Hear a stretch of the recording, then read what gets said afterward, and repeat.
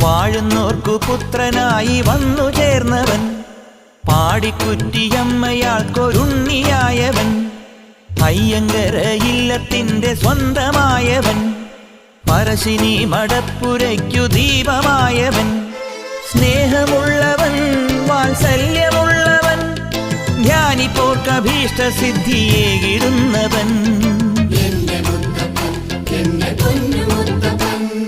വാഴുന്നോർക്കു പുത്രനായി വന്നു ചേർന്നവൻ, പാടിക്കുറ്റിയമ്മയാൾക്കൊരുണ്ണിയായവൻ.